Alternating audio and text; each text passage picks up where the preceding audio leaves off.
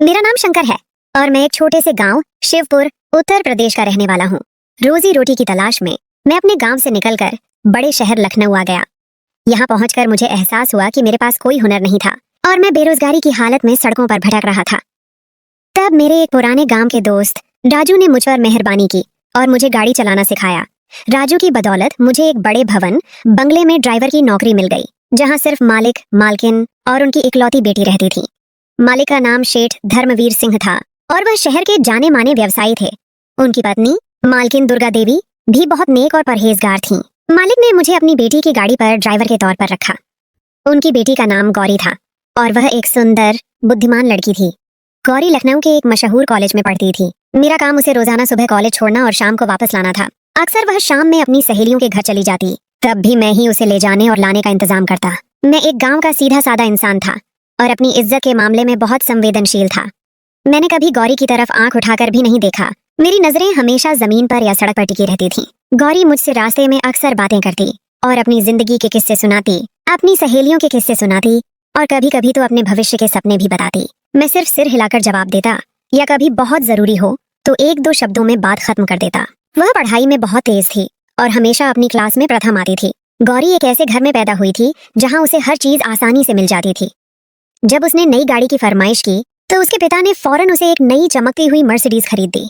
गौरी ने खुशी से मुझे दिखाया, देखो शंकर जी, मैंने तुम्हारे लिए नई गाड़ी ली है। मैं हल्का सा मुस्कुरा दिया। उसकी इस बात में एक मासूम सी शरारत थी। गौरी अक्सर बातों बातों में मुझे छेड़ती और मुझसे बेतकल्लुफ होने की कोशिश करती, लेकिन मैं हमेशा अपनी सीमा में रहता। कभी उसे यह महसूस न होने देता कि मैं उसकी किसी बात का गलत मतलब निकाल रहा हूँ। वह जब भी खरीदारी करने जाती, मेरे लिए और मेरी छोटी बहन के लिए कुछ न कुछ जरूर लाती, क्योंकि उसे मालूम था कि मेरी छोटी बहन लक्ष्मी की शादी होने वाली थी। वह एक बार मेरी बहन के लिए एक खूबसूरत सा लहंगा लेकर आई और बोली, शंकर जी, ये लक्ष्मी के लिए है, कहना गौरी दीदी ने दिया है। मैं उसके व्यवहार और आदतों से बहुत प्रभावित था, लेकिन मुझे क्या खबर थी कि यही गौरी एक दिन मेरे चरित्र को दागदार कर देगी। एक अप्रत्याशित मोड़ और अनिश्चित परिस्थितियां। गौरी की कम उम्र में ही शादी तय हो गई थी और वह जल्द ही अपनी मौसी के बेटे से ब्याही जाने वाली थी। उसके होने वाले पति का नाम राजेश था। वह अक्सर गाड़ी में फोन पर अपनी सहेलियों से राजेश के बारे में बातें करती, कभी उसकी खूबियां गिनाती तो कभी उसकी शरारतें सुनाती। मैं हमेशा इन बातों से बेखबर रहने की कोशिश करता और अपना ध्यान सड़क पर रखता। एक दिन मालिक और मालकिन को अचानक दिल्ली जाना पड़ा। मालिक के बड़े भाई, जो दिल्ली में रहते थे, बहुत बीमार थे और आखिरी वक्त में अपने भाई को देखना चाहते थे। गौरी की परीक्षाएं सिर पर होने की वजह से माता पिता उसे घर पर ही छोड़ने पर मजबूर थे। जाते हुए मालिक ने मुझे यह जिम्मेदारी सौंपी कि मैं गौरी को कॉलेज लाने ले जाने का काम पूरी ईमानदारी से करूं और उसका ख्याल रखूं। मैं 2 साल से उनके साथ काम कर रहा था और वह मुझ पर बहुत भरोसा करते थे। उन्हें मालूम था कि मैंने कभी उनकी बेटी की तरफ गलत नजर से नहीं देखा। मालिक और मालकिन 1 महीने के लिए दिल्ली चले गए और मैं पूरी ईमानदारी के साथ अपनी जिम्मेदारी निभाने लगा। मेरी छोटी बहन लक्ष्मी की शादी करीब थी और मुझे पैसों की सख्त जरूरत थी। मैं गौरी को कॉलेज छोड़कर करीबी मैकेनिक की दुकान पर चला जाता और वहां बैठकर काम सीखता, ताकि खाली समय में कुछ अतिरिक्त कमा सकूं। मेरी छुट्टी रात 8 बजे हो जाती थी और मैं चाहता था कि उसके बाद मैकेनिक की दुकान पर बैठकर और काम करूं, ताकि जल्द से जल्द अपनी बहन की शादी के लिए पैसे जमा कर सकूं। जब मालिक घर पर नहीं होते थे तो मुझे जल्द छुट्टी मिल जाती, क्योंकि गौरी ज्यादातर घर में ही रहती थी। देखते ही देखते 1 महीना गुजर गया। मालिक के बड़े भाई जिंदगी की बाजी हार गए। उसी रात गौरी का मुझे फोन आया। उसने कहा कि उसकी तबीयत ठीक नहीं है और मुझे फौरन उसके पास आना चाहिए, शायद डॉक्टर के पास जाना पड़े। गौरी की बात सुनकर मैं परेशान हो गया। रात के इस पहर बंगले के अंदर जाना उचित नहीं था, लेकिन बीमारी की हालत में, खासकर ताऊ जी की मौत के गम में, मैं गौरी को अकेला नहीं छोड़ सकता था। मैंने अपने दिल पर पत्थर रखकर बंगले के अंदर कदम रखा। मैं पूरी रात उसके साथ रहा और उसका ख्याल रखता रहा। वह तेज बुखार में तप रही थी और आधी बेहोशी की हालत में थी। मैं सुबह तक उसके पास बैठा रहा। जब उसकी हालत कुछ बेहतर हुई तो मैं वापस अपने क्वार्टर में चला आया। उस रात मैंने गौरी को एक भगवान कृष्ण की मूर्ति दी थी, जो मेरे पास हमेशा रहती थी, और कहा था कि इसको अपने पास रखना, ये तुम्हारी रक्षा करेगी और तुम्हें सुकून देगी। एक नया आरोप और हैरान कर देने वाली सच्चाई। समय तेजी से गुजरता रहा और उस दिन के बाद से गौरी की तबीयत कुछ ठीक नहीं रहने लगी। वह बहुत खोई खोई सी रहने लगी। मुझे लगा शायद वह अपने माता पिता की जुदाई में परेशान है। उसके कॉलेज के नतीजे भी प्रभावित होने लगे थे। टीचर्स ने भी घर पर शिकायत की कि गौरी पढ़ाई में ध्यान नहीं दे रही। मालकिन ने फोन पर मुझसे पूछा कि क्या गौरी ठीक है, तो मैंने उसे यह कहकर टाल दिया कि वह अपनी पढ़ाई को लेकर परेशान है, लेकिन मुझे क्या खबर थी कि हकीकत कुछ और ही थी। मालिक ने और 1 महीना अपने भाई के बच्चों के पास गुजारा और पूरे 2 महीने बाद वह दोनों घर वापस आए। मैं उन्हें देखकर बहुत खुश हुआ।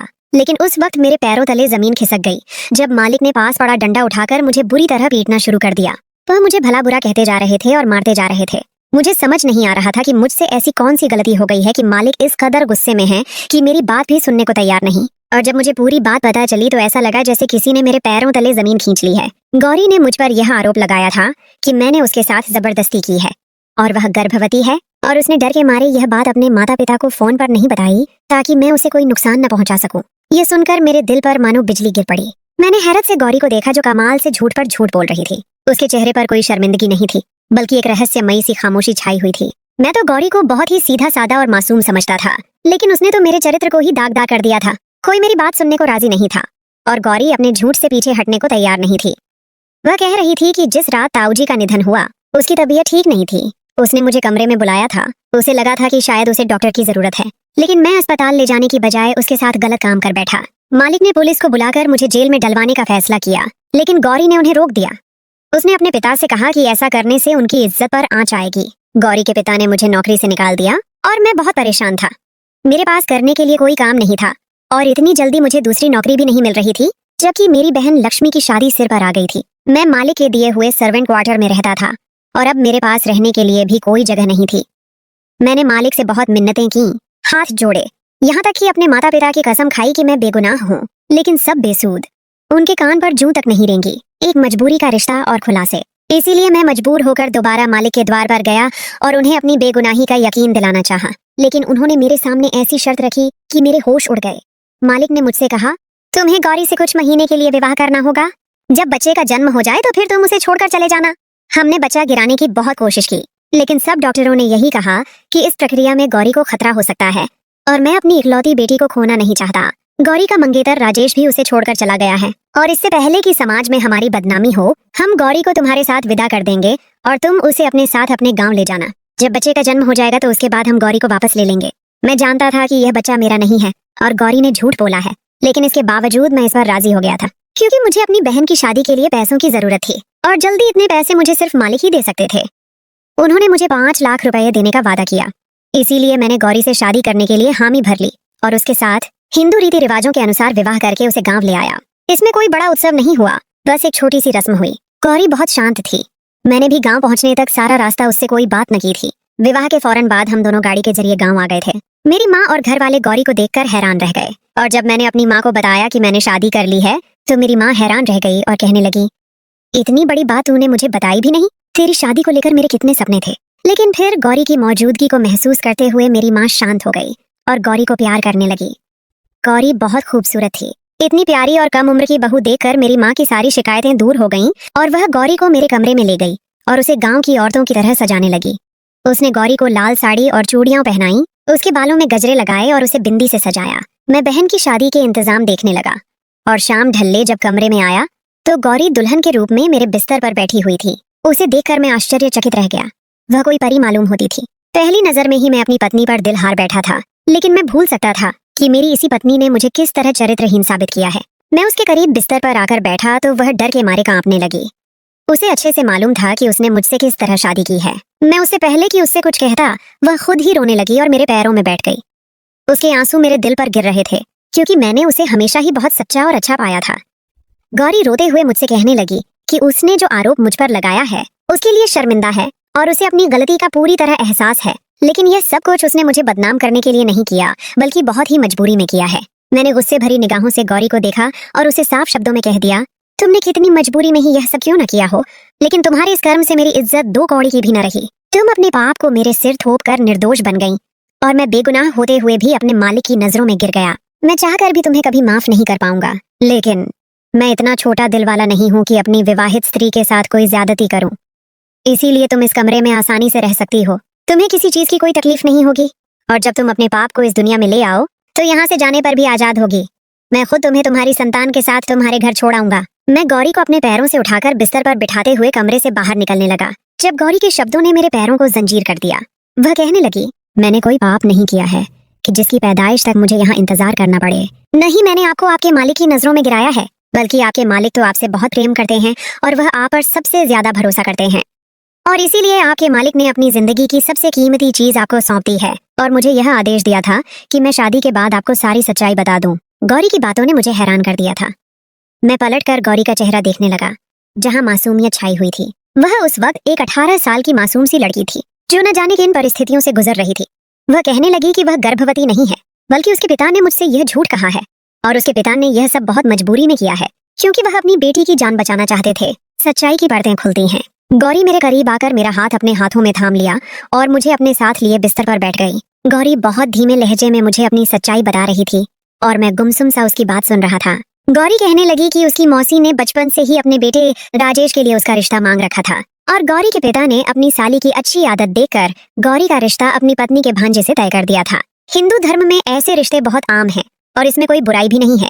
लेकिन समय गुजरने के साथ साथ गौरी के पिता को अपनी गलती का एहसास हुआ, क्योंकि गौरी का मंगेतर राजेश माता पिता का इकलौता बेटा होने की वजह से बहुत ही ज्यादा बिगड़ चुका था। उसके पास न ही पैसे की कमी थी और न ही कोई रोक टोक करने वाला था। राजेश की माँ कभी भी अपने बेटे को गलत बात पर न टोकती, और जैसे जैसे राजेश उम्र की सीढ़ियां तय करता जा रहा था, वह और भी अविनीत होता जा रहा था। वह शराब पीता था और जुआ खेलता था और अक्सर देर रात घर आता। गौरी बताने लगी कि जिन दिनों उसके माता पिता दिल्ली गए हुए थे, राजेश ने कई बार उसके साथ बदतमीजी करने की कोशिश की, और एक बार तो वह बहुत गुस्से में घर आया और गौरी पर हिंसा करना चाहा, लेकिन उसने खुद को कमरे में बंद करके बचा लिया। वह कॉलेज से भी गायब रहने लगा और लड़कियों को परेशान करता था। और जिस रात उसके ताऊ जी का निधन हुआ, उसे एक शाम पहले भी राजेश ने अपने दोस्तों के साथ मिलकर गौरी को परेशान करने की कोशिश की और बंगले के अंदर घुसने की कोशिश की, जिससे वह बहुत भयभीत हो गई और इसी से वह बुखार में ग्रस्त हो गई। उसे समझ नहीं आ रहा था कि वह अपने बचाव के लिए क्या करे, क्योंकि उसे डर था कि राजेश उसके अकेलेपन का फायदा उठाकर दोबारा घर में दाखिल हो सकता है। इसीलिए उसने सारी रात मुझे अपने कमरे में बिठाए रखा। वह राजेश से कहीं ज्यादा मेरे चरित्र पर भरोसा करती थी। उसे याद था कि मैंने उसे कृष्ण जी की मूर्ति दी थी। अपने माता पिता के वापस आते ही उसने एक एक बात अपने पिता को बताई। गौरी के पिता ने राजेश की माँ से बात की कि वह अपने बेटे को समझाए कि जब शादी करनी है तो इस तरह की हरकतें करने की क्या जरूरत है। लेकिन राजेश की माँ ने यह कहकर बात खत्म कर दी कि राजेश जवान खून है और जज्बातों में आकर जोश मारता है। बच्चे हैं, थोड़ी बहुत गलतियां तो करते हैं। गौरी क्यों इतने पुराने ख्यालों की मालिक है कि अपने मंगेतर के साथ कुछ वक्त भी नहीं बिता सकती। राजेश की माँ का रवैया और भी परेशान करने वाला था। गौरी कहने लगी कि जब पिताजी को एहसास हुआ कि उन्होंने कितना बड़ा गलत फैसला लिया है, क्योंकि राजेश के इतने ज्यादा बिगड़ने के पीछे कोई और नहीं बल्कि उसकी अपनी माँ है, तो वो शादी के बाद भी ऐसी ही हरकतें कर सकता है। मेरे पिताजी ने जैसे ही राजेश के साथ मेरा रिश्ता खत्म करने की बात की तो राजेश धमकी देने लगा। उसने साफ साफ शब्दों में कहा कि वह गौरी को किसी सूरत नहीं बख्शेगा, उसकी जिंदगी बर्बाद कर देगा। उसने यहाँ तक कहा कि वह उसके कॉलेज के सामने हंगामा खड़ा कर देगा और उसे बदनाम करेगा। पिताजी मुझे लेकर बहुत ज्यादा परेशान थे। तब उन्हें लिविंग रूम के शीशे के पार तुम गाड़ी साफ करते दिखाई दिए। मैंने पिताजी को यह भी बताया था कि ताऊ जी के निधन वाली रात तुमने सारी रात बैठकर मेरी रक्षा की थी। पिताजी को अंदाजा हो गया था कि तुम एक पक्के चरित्र के मालिक हो, एक ईमानदार इंसान हो। इसलिए पिताजी ने यह फैसला किया कि वह तुमसे मेरी शादी करवा दें और राजेश से फौरी तौर पर छुटकारा हासिल कर लें। लेकिन राजेश यह शादी इतनी आसानी से नहीं होने दे सकता था। इसीलिए पिताजी ने मौसी को यही बात बताई कि तुमने मेरी इज्जत पर हमला किया है और मैं गर्भवती हूँ। मौसी ने खुद ही यह रिश्ता तोड़ दिया, क्योंकि वह इज्जतदार लोग ऐसी लड़की को बहू नहीं बना सकते थे। पिताजी तुम्हें पहले ही दिन सारी हकीकत बता देना चाहते थे, लेकिन पिताजी को डर था कि अगर तुमने शादी से इनकार कर दिया तो वह क्या करेंगे। राजेश से बचने का कोई और रास्ता नजर नहीं आ रहा था। इसीलिए पिताजी ने जानबूझकर तुम्हें देखते ही मारना शुरू किया और तुम पर गलत आरोप लगाया और तुम्हें नौकरी से निकाल दिया, क्योंकि पिताजी जानते थे कि तुम्हें पैसों की बहुत जरूरत है। पिताजी को यकीन था कि तुम खुद ही पलटकर वापस आओगे तो वह शादी की शर्त रख देंगे। पिताजी का प्लान कामयाब हो गया था और जब तुम्हें शहर में कोई ठिकाना न मिला तो तुम खुद पिताजी के दर पर चले आए और पिताजी ने शादी की बात रखकर अपना मसला हल कर लिया। पिताजी ने मुझे विदा करके इसीलिए तुम्हारे साथ गांव भेज दिया ताकि उनका बेटा राजेश हमें कोई नुकसान न पहुंचा सके। पिताजी जानते थे कि तुम एक बड़े दिल के मालिक हो और सारी सच्चाई जानने के बाद तुम मुझे स्वीकार कर लोगे। पिताजी को तुम्हारी सही परख थी और पिताजी पहले ही दिन से यह कहते थे कि तुम बिल्कुल भी लालची आदमी नहीं हो, बल्कि एक पक्के चरित्र के नेक इंसान हो। तुम चाहो तो मैं यह बात साबित कर सकती हूँ कि मैं गर्भवती नहीं हूँ और न ही किसी नामहर्म ने मुझे कभी हाथ लगाया है। बहुत मजबूरी में पिताजी ने मुझे तुम्हारे विवाह में दे दिया है और मैंने अपने पूरे दिल से तुमसे विवाह किया है, क्योंकि मैं खुद भी तुम्हारी अच्छाई की गवाह हूँ। हो सके तो मुझे और मेरे पिता को बस एक झूठ के लिए माफ कर दो। गौरी की आंखों से आंसू टपक रहे थे और मुझे उन आंसुओं में एक बाप बेटी की बेबसी दिखाई दे रही थी। मैंने गौरी को फौरन कहा, तुम बहुत ही प्यारी लड़की हो जिसे शायद भगवान ने इस तरह मेरे नसीब में लिखा था। मैंने उसके आंसू पोंछे और उसे गले लगा लिया। उस लम्हे मुझे महसूस हुआ कि मेरा रिश्ता उससे सिर्फ एक कागज का नहीं बल्कि आत्मा का है, खुशियों का आरंभ और एक नया अध्याय। मेरी माँ ने बहन की शादी की रस्मों के साथ साथ मेरी भी शादी की रस्में शुरू कर दी।